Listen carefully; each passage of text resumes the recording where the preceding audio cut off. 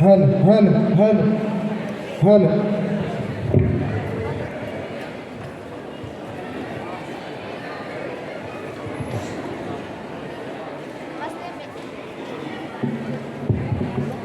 नमस्ते, मेरा नाम प्रांजल झा है। मैं कक्षा 5वीं ब का छात्र हूँ और मैं आज आप सभी के सामने रामायण प्रस्तुत करने जा रहा हूँ। बहुत समय पहले की बात है। अयोध्या नाम का एक बड़ा राज्य हुआ करता था। उस राज्य के राजा दशरथ थे। उनकी 3 पत्नियां और 4 पुत्र थे। उनमें से सबसे बड़े पुत्र का नाम श्री राम था। श्री राम का राज्य अभिषेक होने वाला था, परंतु कैकेयी ने अपनी एक वचन का याद दिला के दशरथ जी को, श्री राम को 14 वर्ष के लिए वनवास भेजने और उसके पुत्र भरत को राज्य बनाने के लिए विवश कर दिया। श्री राम के साथ 14 वर्ष के लिए वन में उनके छोटे भाई लक्ष्मण और उनकी पत्नी माँ सीता भी चली गई। वन में उन्होंने कुटिया बनाई और वहाँ रहने लगे।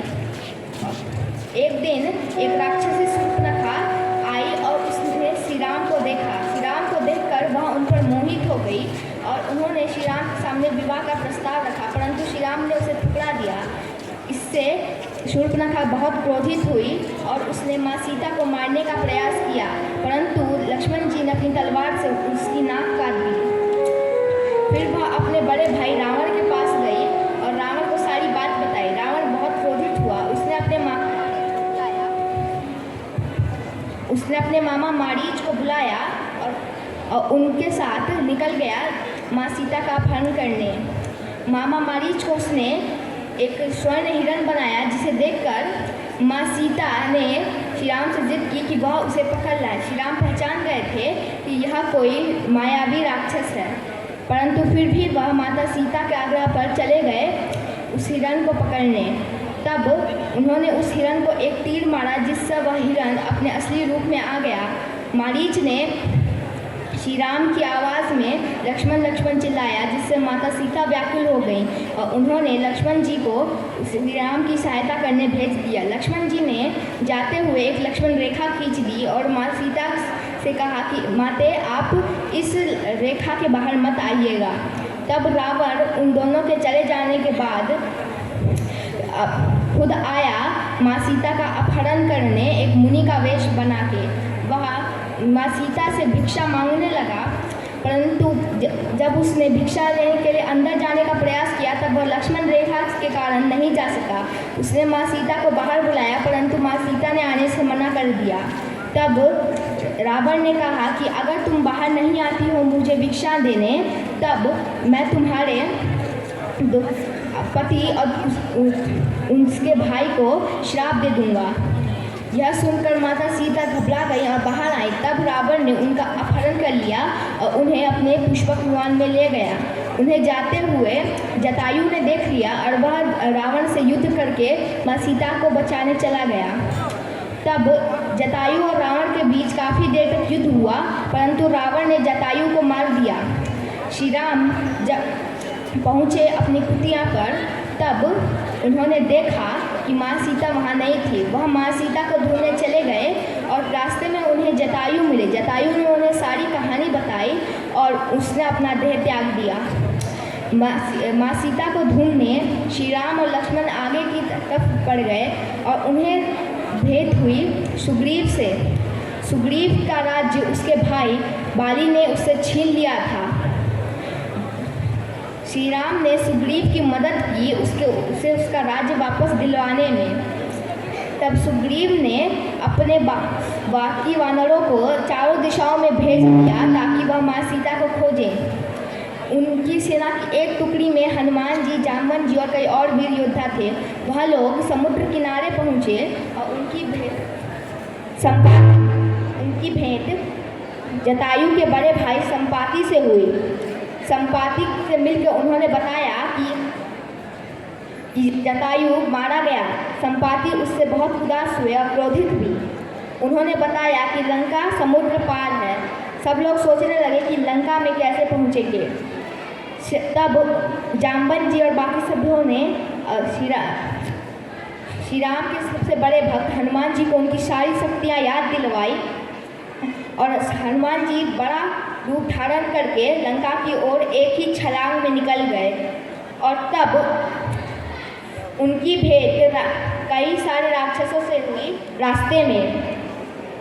उनमें से एक राक्षसी थी सुरसा, जिन्होंने उनकी परछाई पकड़ उन्हें खाने का कोशिश किया, परंतु हनुमान जी उसका सर चीरकर वापस आ गए। तब वह आगे बढ़े और अंत में वह लंका पहुँचे।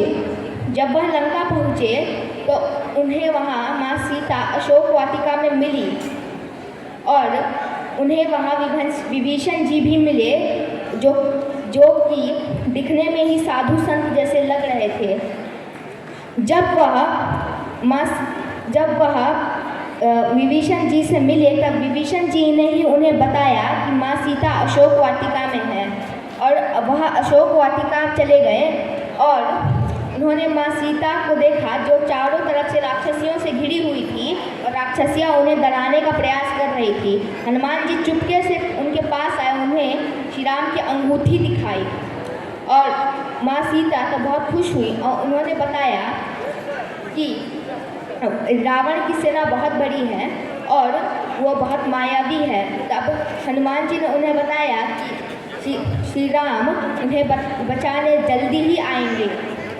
हनुमान जी ने माता सीता से आज्ञा लेकर वहाँ से गए और अशोक वाटिका में फलों को खाने लगे और अशोक वाटिका को उजाड़ने लगे।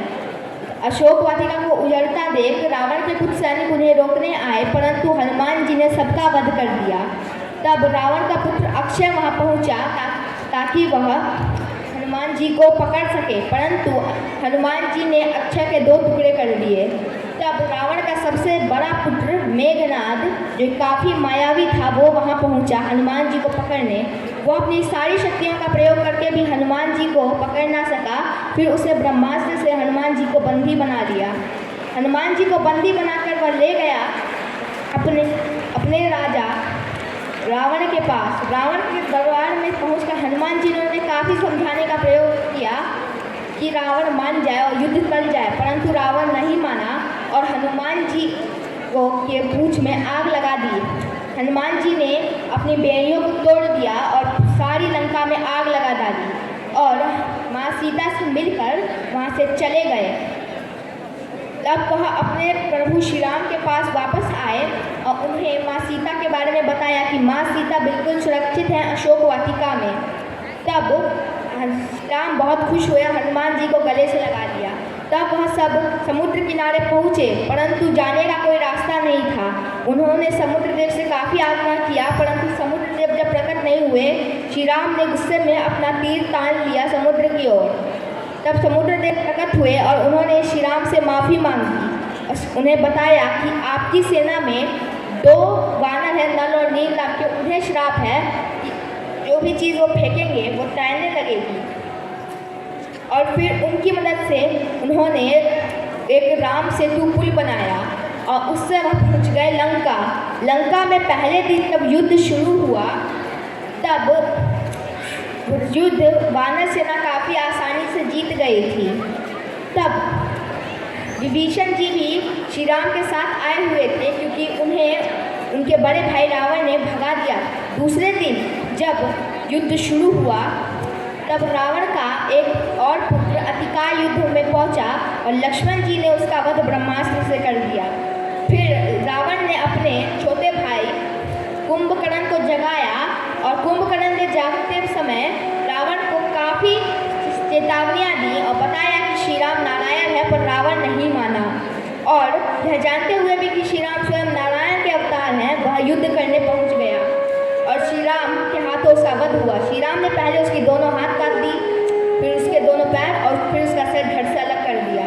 यह समाचार जब रावण को पहुंचा तो रावण अत्यंत दुखी हुआ, परंतु रावण का पुत्र मेघनाद काफ़ी गुस्से में था। वह अगले दिन युद्ध करने आया। लक्ष्मण और उसका काफ़ी देर तक युद्ध चला। फिर जब युद्ध समाप्त होने वाला था तब भी कोई नहीं हारा। सूर्यास्त से पहले श्री राम पहुँचे लक्ष्मण के पास उनकी मदद करने, परंतु मेघनाद ने उन दोनों को नागपाश में बांध दिया। तब हनुमान जी ने गरुड़ को बुलाया और दोनों को नागपाश से उठाया और तब अगले दिन जब मेघनाथ और लक्ष्मण जी का बहुत भयंकर युद्ध फिर से शुरू हो गया। मेघनाथ ने वीर घातनी शक्ति से लक्ष्मण जी को मूर्छित कर दिया।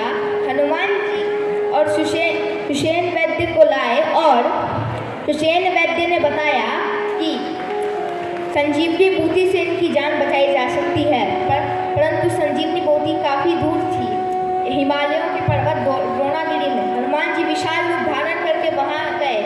रास्ते में उन्हें एक राक्षस भी मिला जो कि रावण ने भेजा था। इस राक्षस ने उन्हें पकड़ने का प्रयास किया, परंतु वह असफल रहा और हनुमान जी ने उसका वध कर दिया। उसके बाद जब वह आगे गए उन्हें द्रोणागिरी पर्वत मिला, परंतु उन्हें यह नहीं पता चला कि संजीवनी बूटी कौन सी है। वह पूरा द्रोणागिरी पर्वत उठा के ले आए और द्रोणागिरी पर्वत से संजीवनी बूटी को ढूंढकर ऋषि ने उन चौथे भाई लक्ष्मण का उपचार कर दिया। श्री राम यह देखकर बहुत प्रसन्न हुए और अगले दिन फिर से युद्ध आरंभ हुआ। इस बार युद्ध में लक्ष्मण जी ने इंद्रास्त्र की मदद से मेघनाथ का शर धड़ से अलग कर दिया। यह समाचार जब रावण को पहुंचा तब वह अत्यंत ज़्यादा क्रोधित हुआ और वह अगले दिन युद्ध करने पहुंचा, परंतु वह रथ पे था और श्री राम पैदल थे। यह देखकर इंद्रदेव ने अपने रथ के साथ मातली को भेजा जो कि उनके रथ का साथी था। जब वह उतरे धरती पे तो श्री राम से उन्होंने कहा कि आप इस रथ पे चढ़ जाइए। श्री राम रथ पे चढ़ के युद्ध करने लगे। काफ़ी देर तक युद्ध हुआ। फिर विभीषण जी ने श्री राम को बताया कि रावण की नाभि में अमृत है और उसे पहले सुखाना होगा, तभी रावण का अंत होगा।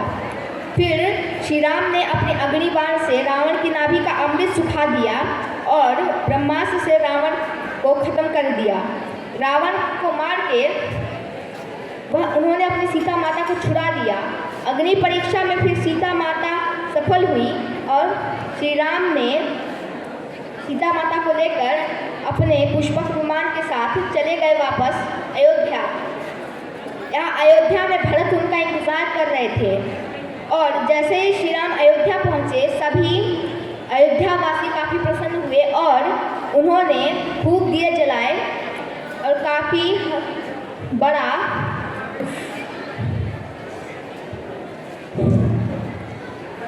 वहाँ पे लोग प्रसन्न हुए। काफ़ी ज़्यादा वहाँ पे खुशी का माहौल छा गया। वहाँ पे लोगों ने दिए जलाए और खुशियाँ मनाई। उसी दिन को दिवाली के रूप में मनाया जाता है।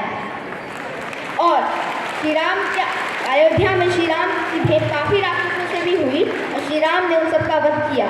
तब